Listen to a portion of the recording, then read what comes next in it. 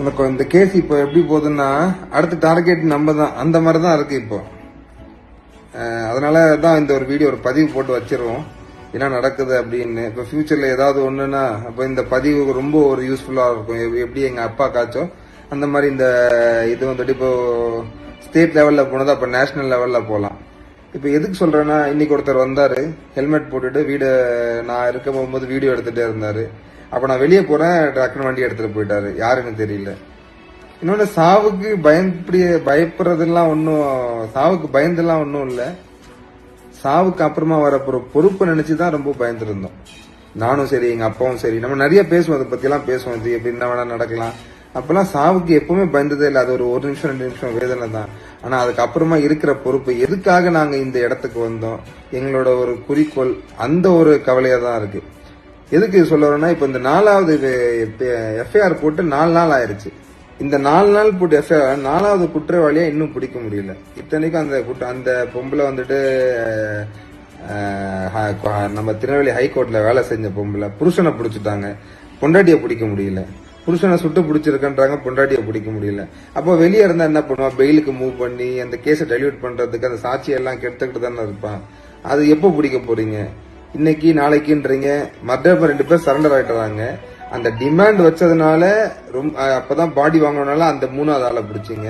அந்த main accused எப்போ பிடிக்க போறீங்க? அதை பிடிச்சதானே இது வந்து கேஸ் ஸ்ட்ராங் ஆகும். அதை நீங்க இப்ப விடுறதுனால இப்போ நீங்க அந்த இவங்களுக்கு எல்லாம் சப்போர்ட் பண்ற மாதிரி ஆயிடாதா? திருப்பி வந்துட்டு ஒரு தப்பு மேல தப்பு பண்ணிட்டே இருக்காதீங்க. இப்படிதான் இந்த கிருஷ்ணமூர்த்தியும் பண்ணா. பிசிஆர் கொடுத்துட்டோன்னு அதை ஸ்ட்ராங் பண்றதுக்கு என்னமோ பண்ணா. அப்புறமா தப்பு மேல பண்ணி எக்ஸ்ட்ரீம் இப்போ உள்ள இருக்கான், டெத் அளவுக்கு போயிருச்சு. இந்த மாதிரி கவர்மெண்ட் அபிஷியல்ஸ் அந்த மாதிரி பண்ணாதீங்க. உங்களோட ரொம்ப ஸ்பெஷல் ரிக்வஸ்ட்னா, நீங்க அவங்களை சப்போர்ட் பண்றதுவே வேண்டாம். நீங்க அவங்களை எதுக்கு காப்பாற்றணும்னு நினைக்கிறீங்க? எல்லாமே 100% நாங்க டாக்குமெண்ட்ஸ் எவிடன்ஸ் எல்லாமே கொடுத்தாச்சு. இதுக்கப்புறமா நீங்க அவங்க காப்பாற்ற நினைக்கிறது எல்லாமே உங்க கவர்மெண்ட்டுக்கு தான் அது அசிங்கம். அதனால அவங்களை காப்பாத்துறது நினைச்சு தப்பு மேல தப்பு பண்ணி இது இன்னும் பெரிய இஷ்யூவா ஆக்கிறாதீங்க. தப்பு பண்ணிட்டாங்க, முடிஞ்சிருச்சு, சஸ்பெண்ட் பண்ணா அடுத்த டிஸ்மிஸ் நான் டாக்குமெண்ட்ஸ் கொடுக்குறேன், அவங்க டிஸ்மிஸ் பண்ணுங்க, அவங்க உள்ள போவாங்க, அது ஓகே. பிளஸ் நம்மள்ட்ட எனக்கும் கிருஷ்ணமூர்த்தி இருக்கிற அந்த கேஸ் நம்ம அதை ஹேண்டில் பண்ணுவோம். அதனால இல்ல கவர்மெண்ட் தலைஞ்சி நம்ம கெட்ட பேர் வந்துடும், அவங்கள அந்த அபிஷியல் சப்போர்ட் பண்ணி கவர்மெண்டோட இதை கெடுத்துக்காதீங்க. அதே மாதிரி அந்த அசிஸ்டன்ட் கமிஷனர் செந்தில்குமாரோட ஹிஸ்டரி எல்லாம் நான் எடுத்து பார்த்தேன். ரொம்ப நான் டீப்பா தான் பாக்குறேன். எனக்கு ஒரு நாலேஜும் இல்ல. நான் ரொம்ப பதட்டெல்லாம் படல, ரொம்ப எக்ஸைட் ஆகல. ஒரு அப்பா செத்து வந்துட்டு ஒரு பையன் வந்துட்டு ரொம்ப எமோஷன் டவுன் ஆயிடுவான், அந்த சீன்லாம் இங்க எதுவுமே இல்ல. ரொம்ப ஸ்மூத்தா ஹேண்டில் பண்றேன். என்ன பார்த்தா பயப்படுற மாதிரி, நான் பயப்படுறதுக்கு ஒரு இதுவும் இல்ல. அப்படி நினைச்சிக்காதீங்க. நினைச்சு ஏதாவது வேற ஏதாவது போட்டு பண்ணலாம்லாம் கூட பண்ணிடாதீங்க. என்ன பார்த்தா அப்படி தெரியுதா?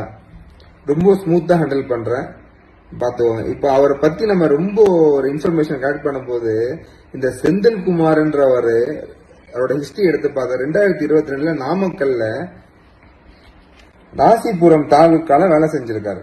அங்கேயும் கந்தசாமின்ற ஒரு மேல இதே பிசிஆர் ஆக்ட் தான் போட்டிருக்காரு. அவர் அந்த கோர்ட்ல போயிட்டு அது இல்லைன்னு ப்ரூவ் பண்ணிருக்காரு. நான் கமெண்ட்ல வேணா சும்மா ஃபர்ஸ்ட் பேஜ் ஒரு ரெஃபரன்ஸ் வேணா அதுல போட்டு விடுறேன். அவர் டாக்குமெண்ட்ஸ் அப்படியே இருக்கு.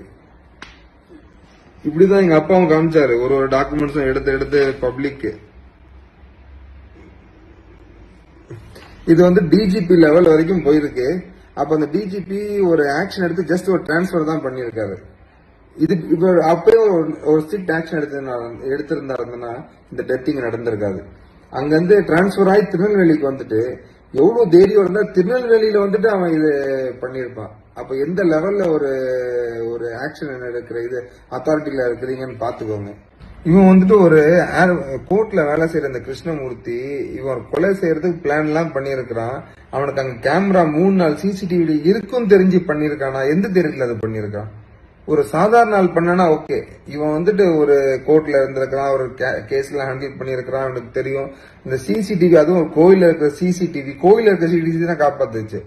அந்த சிசிடிவி இருக்கும் தெரிஞ்சும் பண்றானா? எவ்வளவு தைரியத்துல பண்ணிருப்பான், அவனுக்கு எவ்வளவு ஒரு வெறி இருந்திருக்கும். இதெல்லாம் பாருங்க எப்படி ஹேண்டில் பண்றதுன்னு ஒன்னும் புரியல. அதே மாதிரி இந்த கவர்மெண்ட் வந்துட்டு இந்த மாதிரி அபிஷியல் சப்போர்ட் பண்றதுக்காக தான், சப்போர்ட் பண்ணி எக்ஸ்ட்ரீம் டிபார்ட்மெண்ட் கெட்ட பேர் வந்துடக்கூடாதுன்னு தான் அந்த கவர்மெண்ட் மேலேயே தப்பு வருது. நம்ம வந்துட்டு எந்த கவர்மெண்ட்டையும் சப்போர்ட் பண்ணல, எந்த கவர்மெண்ட்டையும் அப்போஸ் பண்ணல. இது இப்போ இருக்கிற கவர்மெண்ட்னாலும் கூட இது 18 வருஷமா நடந்துட்டு இருக்கு. முதல் எஃப்ஐஆர் நம்ம மேல விழுந்தது 2018 தான். சோ நம்ம வந்துட்டு எப்பவுமே அந்த நம்ம பாதிக்கப்பட்ட அந்த அபிஷியல்ஸ் தான் நம்ம பிளேம் பண்றோம். அந்த அபிஷியல்ஸ் மேல ஆக்ஷன் எடுத்தீங்கன்னா சந்தோஷம் தான். நீங்க இப்ப 4வது அந்த இதை நீங்க அரெஸ்ட் பண்ணுங்க. அவங்கள அரெஸ்ட் பண்ணாத வரைக்குமே அவங்க பெயிலுக்கு மூவ் பண்ணுவாங்க, சாட்சியெல்லாம் டைல்யூட் ஆக்குவாங்க, இந்த கேஸ் ரொம்ப வீக்கா போகும். அந்த ஒரு இனத்தை எடுத்துட்டு போயிடாதீங்க. இந்த கேஸ் வந்து நான் அப்படியே ஒரு ஈஸியா விட்டுற மாட்டேன். கரெக்டான ஒரு டைம்ல தான் வந்திருக்கு, மார்ச்ல. அவங்க எப்படி ஒரு 90 டேஸ் உள்ள இருப்பாங்க, அதுக்கப்புறம் வெளியே வருவாங்க. அப்போ எலெக்ஷன் ரொம்ப எக்ஸ்ட்ரீமா இருக்கும். நல்லா மைண்ட்ல வச்சுக்கோங்க, எலெக்ஷன் ரொம்ப எக்ஸ்ட்ரீமா இருக்கும். திருநெல்வேலியில இருந்து முஸ்லீம் கம்யூனிட்டி வந்து ஒரு டிசைடிங் அத்தாரிட்டி ஓட் ஃபேக்டர்ல. சோ வந்துட்டு எதுவும் பண்றேன் அப்படி பண்றேன்னு ஜஸ்ட் ஆக்ஷன் எடுத்துட்டீங்கன்னா நான் என்னோட வேலையை பார்த்துட்டு நான் போயிடுவேன். எடுக்காம நீங்க காப்பாத்துறதுக்கு அப்படி பண்றோம் இப்படி பண்றோம்ன்ற போற பட்சத்துல இது எப்படி வேணா மாறலாம். நான் அவ்வளவுதான் சொல்ல முடியும். நான் ரொம்ப ஸ்மூத்தா ஹேண்டில் பண்ணுவேன், பயப்பட மாட்டேன். முன்னாடி சொன்ன மாதிரி தான். அதனால நீங்க வாங்க கொடுத்த அவர் குண்டாஸ்ல போறத குண்டாஸ் போட்டுருங்க. அபிஷியல்ஸ நீங்க டிஸ்மிஸ் பண்ணிருங்க. அதுக்கு உண்டான அனைத்து டாக்குமெண்ட்ஸும் சப்மிட் பண்றேன். சட்டப்படி என்ன இருக்கோ அதை நம்ம டைரக்டா சப்போர்ட் பண்ணுவோம். எங்க குடும்பத்துக்கு கண்டிப்பா பாதுகாப்பு வேணும். இதுல வந்துட்டு ரொம்ப அச்சமா இருக்கு. இப்ப நான் இல்லைன்னா எங்க அம்மா மட்டும்தான் இருப்பாங்க. இவ்வளவு பெரிய ஒரு ப்ராப்பர்ட்டி 50-60 crores ப்ராப்பர்ட்டி அவங்க ஒரு லேடி மட்டும் ஹேண்டில் பண்ணா அது ரொம்ப ஒரு கஷ்டம். இது என்ன இதுல நீங்க கேரண்டி கொடுக்க போறீங்கன்னு தெரியல. பழைய ரெக்கார்ட்ஸ் எல்லாம் எடுத்து பார்த்தா பெயில வந்துட்டு என்ன பண்றாங்கன்னு தெரியும் மக்கள்லாம், அந்த அந்த அக்யூஸ்ட் எல்லாம். அதெல்லாம் பார்த்து அதை அனுசரிச்சு ஆக்ஷன் எடுத்து அவங்க குண்டாஸ்ல போடுவீங்கன்னு நினைக்கிறேன். பண்ணீங்கன்னா சந்தோஷம். அதான் என்னோட குடும்பம்